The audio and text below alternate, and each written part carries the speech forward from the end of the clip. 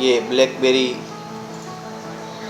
9720 नाम का फ़ोन है, जिसकी मार्केट प्राइस 15,990 यानी कि 16,000 के आसपास इसकी प्राइस है, जिसकी लॉन्च डेट सितंबर 2013 और ये सिंगल मिनी सिम वाला फ़ोन है। इसमें ऑपरेटिंग सिस्टम ब्लैकबेरी 7.1 आती है।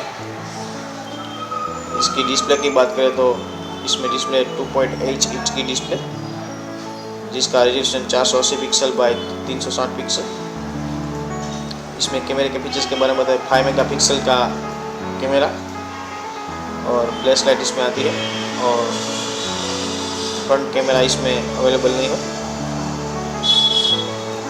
कनेक्टिविटी देखें तो आप इस फ़ोन को USB, GPS और ब्लूटूथ और वाईफाई से कनेक्ट कर सकते हैं। इसमें प्रोसेसर सिंगल कोर प्रोसेसर इसमें अवेलेबल है। 512 MB की रैम, इंटरनल मेमोरी 512 MB और एक्सपांडेबल आप 32 GB तक आप अपना मेमोरी कार्ड इस फ़ोन में यूज़ कर सकते हैं। ये ब्लैकबेरी का 9720 नाम का फ़ोन आप 16,000 के आसपास में खरीद सकते हैं। ऐसे दूसरे फ़ोन की जानकारी के लिए आप इस अकाउंट को सब्सक्राइब कर सकते हैं। Thank you.